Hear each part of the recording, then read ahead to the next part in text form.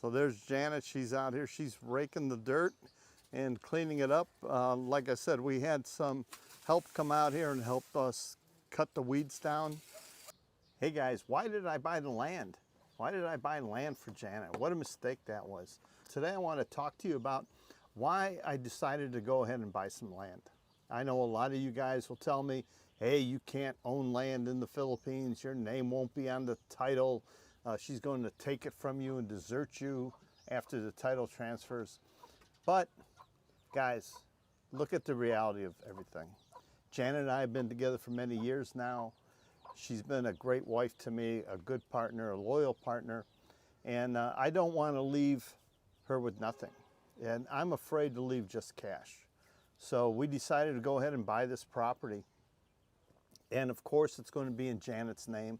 Of course, you know, I'll have some protections as a husband on the title. But let's look at all the reasons involved with buying land. One, and the biggest one, is that I leave Janet something. But we have to look at the reality of the facts here, that Janet is much younger than me, so I have to leave her something. And also, let's look 5 years down the line. I'm still going to be here. I hope to be here 10, 15 more years. If we do finish the build, we have a house here, I'm going to cut my expenses out. My monthly budget is going to be tremendously lower. I anticipate a budget of maybe, you know, $800 a month, $1,000 max if I own the property and if I don't have to pay rent. All I'll have is my living expenses, buy some food, pay for electricity, water if I have to, and our day-to-day needs. So it's going to be a great cost savings measure. Janet had to leave. We had a little bit of a problem here, but the reason it's a good financial decision is a hedge against inflation, a hedge against, you know, Social Security being cut, a hedge against many monetary problems that I could face in the future. You know, I have a little bit of extra income I make through YouTube. 2-3 years down the line, it's not something I want to do. I'm going to be in my middle 70s and, you know, want to really cut back on what I do. So my goal here is to build something that Janet and I can live in and save money on rent, and also build something that Janet can rent out. We're going to have a side-by-side studio duplex that we're building. It's about 50 square meters each unit. The total build is 100 square meters.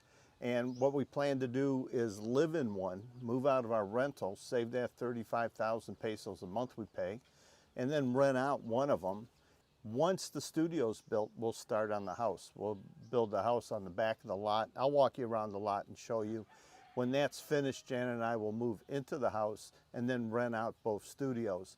Upon completion of the house, the plan is to build a wall around the complex. The reason we're doing the wall last is you can't live in a wall. You know, you have to be a realist at my age, that you never know when the end's going to come, when you're going to run out of money. So each project we do has a time frame, and it has an element of the finances that we can afford to go ahead and do it and finish it. So we have to do everything step by step. And I have to look at when I'm not here. You know, if we get the duplex studio made, and for some reason, you know, I'm not around anymore, once we get to the point that we have the studios and she's living in the house, or we're living in the house, then I know she has income coming in, and then at that point I can go ahead and spend the money on a wall. Everything bears down to finances. The more money you have in the bank, the more zeros you have in your bank account, the quicker you can do something. But this is a project for us. Building of the studios, we're going to start. As a matter of fact, we're starting now. We have prices and for some septic tanks and removal of some coconut tree stumps that we have. We bought this Kubo that I'm sitting in, and again, I'll take you on a tour of the property. This Kubo cost us about $500 US. It's on the property, and it's a good place for, you know, the workers, myself when I'm here, to get out of the sun, because it gets pretty hot out in the sun. It's summertime now in the Philippines. So there's a lot of advantages to building something. You do have the initial cost, you know, and you can balance that against, if you're single, it's a totally different ball game. If you're single, it's better just to rent and rent and rent and change locations and enjoy your retirement. But once you're married and you're settled down and you have the finances and you have a good partner, you have a solid wife, then go ahead and purchase some land. Build something simple. You don't have to build an extravagant house with swimming pool, 12-foot high walls, and 2 stories or 3 stories. You can do it if you can afford it. God bless you if you can. But we're building more of a simple house here in Valencia. Valencia is very popular, so having some rental units on the property is going to be a plus. It's going to be an added income. Like I said, just in case something happens. 10 years from now, who knows what's going on in the world? Who knows what's going to be going on next year? So you always have to be planning for the future, how to protect yourself against the unexpected. Prepare for the worst and pray for the best, hope for the best. And being the best here would be, we have a couple rental units that we can get a good dollar for, a house that we can live in that is simple, a compound, a wall around it for safety, and also Janet's big on gardening and wants some trees. So the whole reason of purchasing property and building on it is twofold. One is Janet deserves something. The money I made from YouTube has been because of Janet. I wouldn't have started it without her. She has helped me through the journey. She's been a valuable part of YouTube with us. She's the star of the show most of the times when we're doing the live streams and other things. So she has earned what she's receiving here. And she's going to be with me to the end. I am solid on that belief. Some guys are going to make their stupid comments down below. And please, leave your comments down there. Stupid or not, leave a comment. Let me know what you think. I respect everybody's comment. Keep it clean, guys. But the goal of this property, it's 700 square meters. We paid $2,500 a square meter here. We're in Valencia. We're just below the plaza of Valencia where the farmers market is all the time. So it's a very popular spot. Valencia is really big with expats, especially coming into town, staying for a month, 2 months, or 6 months. And we're going to treat these studios as Airbnbs, even though I'm not going to be on the Airbnb network. I'm just going to rent them out daily, monthly, yearly, depending on who wants to rent it. It's going to come completely supplied. They're going to have 55-inch screen televisions, wall mounted, good comfortable couches, a nice bed, fully equipped kitchen. This is everything that we're envisioning doing with the studio. Here I'm leaving you a picture of what the design of the studio looks like. It's just a drawing giving you the dimensions of the duplex that we're building first. Having another income stream is a thing that you have to think about when you're in the Philippines. So many guys come here younger, they're not already on a pension or Social Security, and their income streams are limited to 1 or 2. The more income streams you have, the better. Just a hedge against things happening. I know there's a lot of people on TikTok. What if TikTok goes away? A lot of guys on YouTube. What if YouTube goes away? Or they don't go away, but they cut the revenue sharing in half. These are things that could happen as creators overflood the market. There's just too many creators, and the advertisers know they can get a better deal now because, there's so many of us out there, and it's something to watch out for in the future. Again, I'm 70. You guys that are coming here at 50, 55, 60, building your dream home, having your wife with you, great job, great job. They're all over Valencia. They're all over Darwin. They're all over the area here. If you decide you're going to live in Cebu, your hedge against inflation is less. Buying a condo is something that really has no resale value, and all you can do is rent it out, and it's such a saturated market.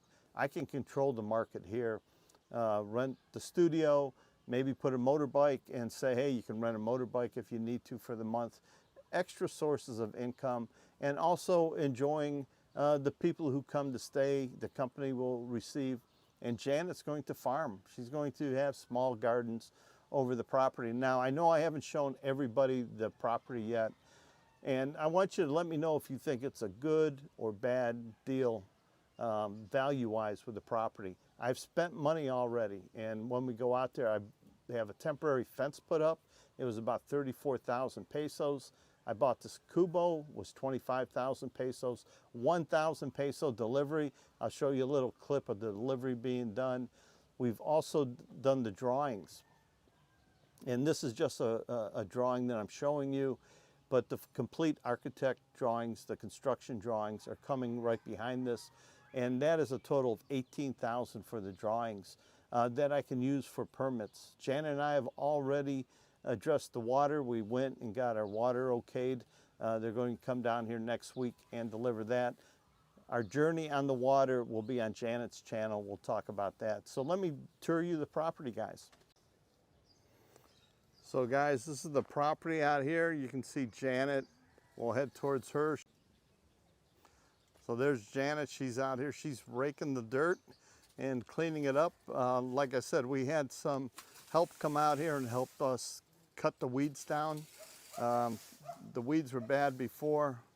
We have a dog in the back that might bother us a little, but you can see here there's so much to clear. If you see the concrete post, and I'll take you over here.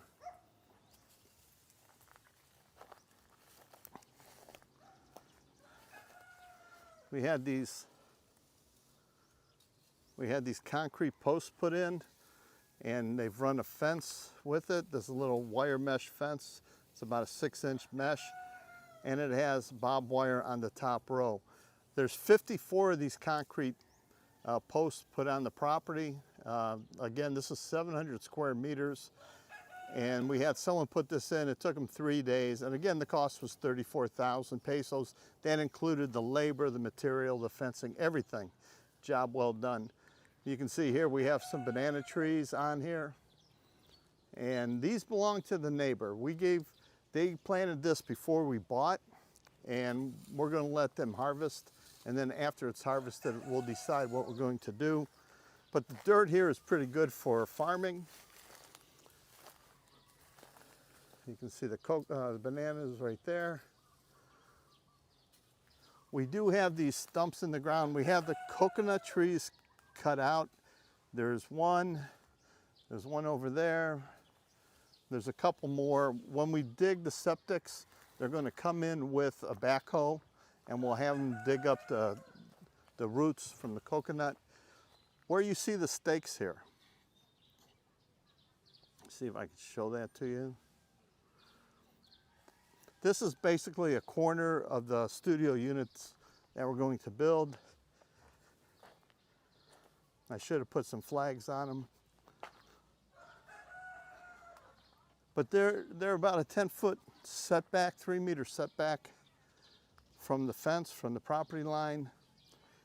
And it's pretty big. By footage wise, it is 38 feet deep and 26 feet wide. That's going to be the duplex or the double studio that we're building. The kitchen will be facing the neighbor's property. We're going to put the septic, if I can. I don't know the codes here. We'll find out. And I'm going to put the septic either in this area or on that side. And this is where the bathrooms will be, and the kitchen, so you have area for the septic. You can see our Kubo, which is fabulous for me to sit in and enjoy. So guys, just a short video on this. Why am I buying land for Janet? Land that I cannot own and have no intention of having my name on it. Same thing with the house.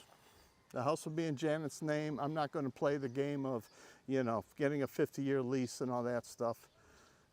Yes, you never know what's going to happen, but I'm comfortable in my situation with Janet. I hope all of you who decide to do something like this, or you get married here, that you're comfortable with your spouse. All right, guys, until next time.